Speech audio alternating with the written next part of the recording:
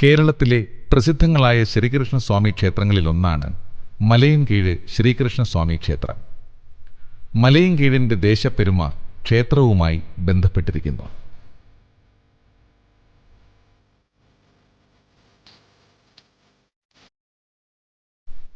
തിരുവനന്തപുരം നഗരത്തിൽ നിന്ന് 15 കിലോമീറ്റർ അകലെയുള്ള പ്രശാന്തസുന്ദരമായ ഗ്രാമമാണ് മലയൻകീഴ്. മൂക്കുന്നിമലയ്ക്കും എള്ളുമലയ്ക്കും മാങ്കുന്നുമലയ്ക്കുമിടയിൽ പേരിനെ അന്വർത്ഥമാക്കുന്ന താഴ്വാര പ്രദേശം. ചതുർബാഹുവായ മഹാവിഷ്ണു ശ്രീകൃഷ്ണ സങ്കല്പത്തിൽ ആരാധിക്കപ്പെടുന്ന പുണ്യസ്ഥലിയാണ് മലയൻകീഴ് ശ്രീകൃഷ്ണസ്വാമി ക്ഷേത്രം.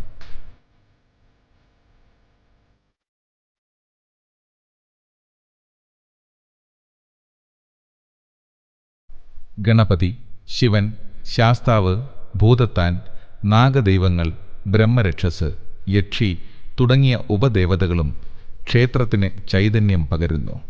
2 മഹാത്മാക്കളുടെ സാന്നിധ്യം കൊണ്ടും പ്രസിദ്ധമാണ് ഈ ക്ഷേത്രഭൂമി. പ്രതിഷ്ഠാ വിഗ്രഹവുമായി വില്ലുമംഗലം സ്വാമികൾ ബന്ധപ്പെടുമ്പോൾ ഭാഷാ ഭഗവത്ഗീത രചിച്ച മാധവ പണിക്കർക്ക് മലയൻകീഴുമായുള്ള ബന്ധവും പ്രസിദ്ധം.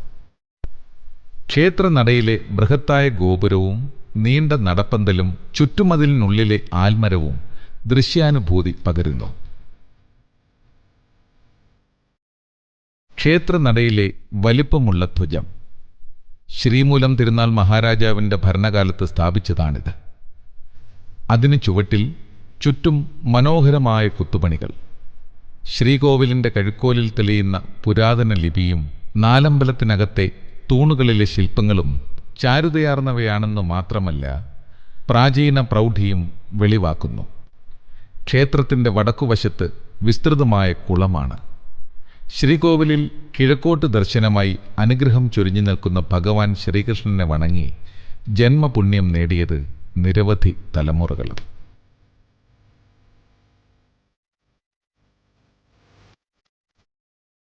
പീതാംബരധാരിയായ മൗലിയിൽ മയിൽപീലി ചാർത്തിയ വേണുഗോപാലനായ കണ്ണൻ ഈ ക്ഷേത്രത്തിൽ അനന്ത ചൈതന്യമായി 1000 ഹൃദയങ്ങൾക്ക് ആശ്വാസമേകുന്നു. കദളിപ്പഴവും പാൽപ്പായസവും ഉണ്ണിയപ്പവും ഭഗവാന് പ്രധാന നിവേദ്യങ്ങൾ.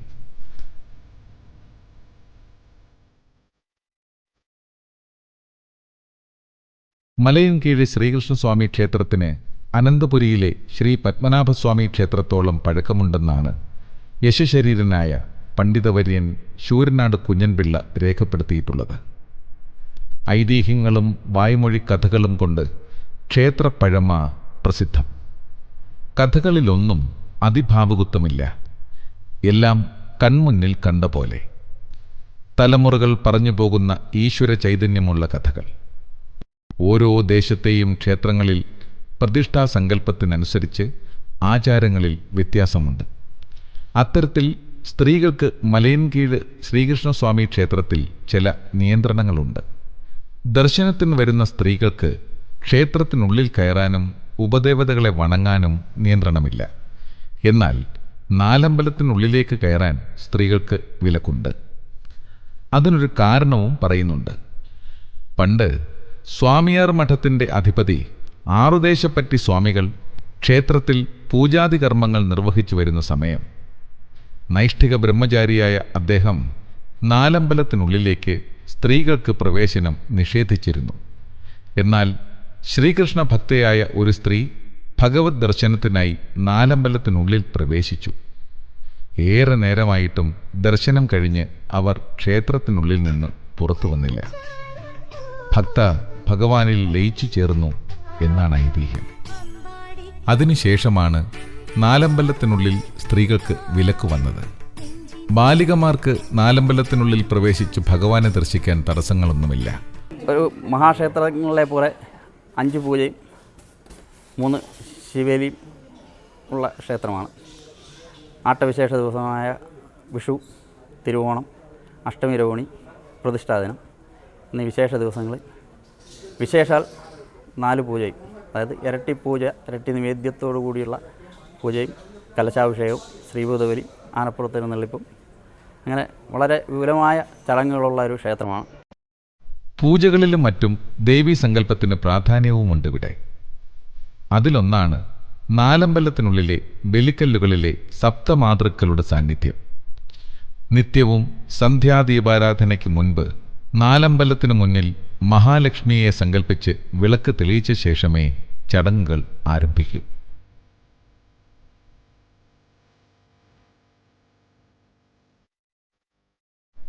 മതിലകം രേഖകൾ ഉൾപ്പെടെയുള്ളവയിൽ മലയൻകീഴ് ശ്രീകൃഷ്ണസ്വാമി ക്ഷേത്രത്തെക്കുറിച്ച് പറയുന്നുണ്ട്. AD 1729 തിരുവിതാംകൂറിൽ ഭരണമേൽക്കുകയും രാജ്യം ശ്രീ പത്മനാഭസ്വാമിക്ക് സമർപ്പിക്കുകയും ചെയ്ത അനിഴം തിരുനാൾ മാർത്താണ്ഡവർമ്മ മഹാരാജാവിൻ്റെ കാലത്തു തന്നെ മലയൻകീഴ് ക്ഷേത്രത്തിൽ നിന്നും ശ്രീ പത്മനാഭസ്വാമി ക്ഷേത്രത്തിലേക്ക് വാദ്യക്കാരെ വരുത്തിയിരുന്നതായി ചരിത്രരേഖകളിൽ സൂചിപ്പിക്കുന്നു. മലയൻകീഴ് ശ്രീകൃഷ്ണസ്വാമി ക്ഷേത്രത്തെ പ്രശസ്തമാക്കിയതിനു പിന്നിൽ കുട്ടിക്കുഞ്ഞു തങ്കച്ചിയുടെ കവിതകൾക്കും പ്രധാന പങ്കുണ്ട്. ഭഗവാനെക്കുറിച്ചുള്ള അവരുടെ കവിതകൾ മുമ്പ് അനന്തപുര നിവാസികൾ ഭക്തിയോടെ ചൊല്ലിയിരുന്നു.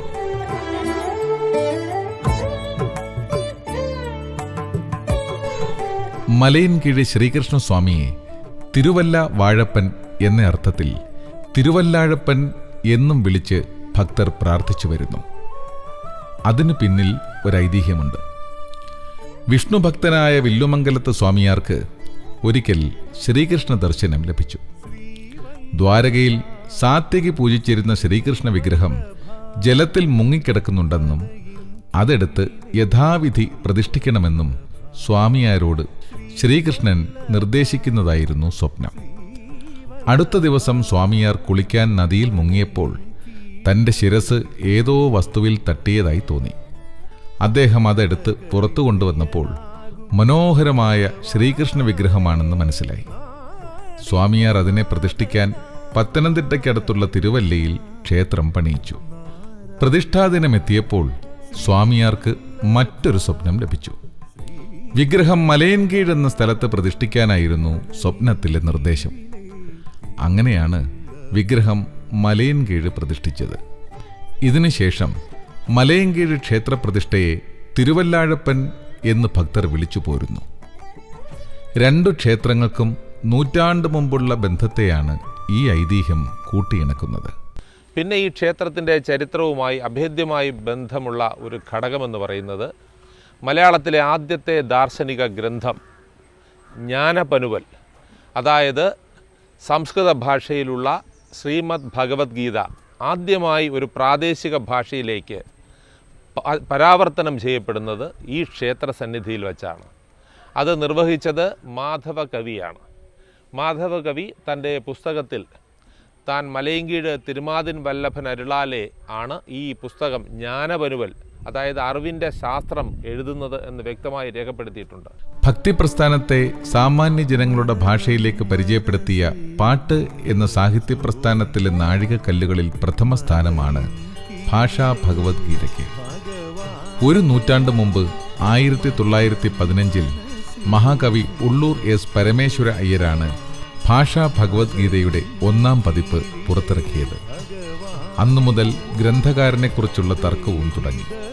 മാധവകവിയുടെ ജന്മഭൂമി പത്തനംതിട്ടയ്ക്കടുത്ത് നിരണവും കർമ്മഭൂമി മലയൻകീഴുമാണെന്ന് ഒരു കൂട്ടർ വാദിക്കുന്നു. മറ്റൊരു കൂട്ടർ കവിയുടെ ജന്മഭൂമിയും കർമ്മഭൂമിയും മലയൻകീഴാണെന്ന് വാദിക്കുന്നു.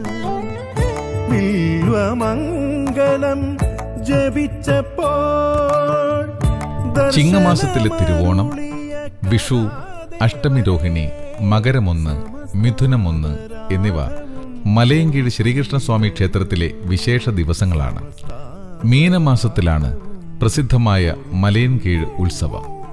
ക്ഷേത്രത്തിൽ നിന്ന് 2 കിലോമീറ്റർ അകലെയുള്ള കുഴക്കാട് ദേവീക്ഷേത്രത്തിന് സമീപമുള്ള തോട്ടിലാണ് ആറാട്ട്. അനവധി ആനകളുടെയും പഞ്ചവാദ്യമേളങ്ങളുടെയും അകമ്പടിയോടെയാണ് ആറാട്ട് ഘോഷയാത്ര. ഭക്തിനിർഭരമായ ഈ ചടങ്ങിന് പിന്നിലും ഒരൈതിഹ്യമുണ്ട്. ശ്രീകൃഷ്ണൻ വിവാഹത്തിനാഗ്രഹിച്ചാണ് കുഴക്കാട് ദേവീക്ഷേത്രത്തിലേക്ക് പോകുന്നതെന്നും ആഗ്രഹം സഫലമാകാതെയാണ് മടങ്ങുന്നതെന്നും കഥ. തിരിച്ചെത്തുമ്പോഴേക്കും നേരം പുലർന്നിരിക്കും. തിരിച്ചുള്ള യാത്ര കാണാനും ഭക്തജനങ്ങൾ നിറപറയൊരുക്കി ഭഗവാനെ കാത്തു നിൽക്കുന്നുണ്ടാകും.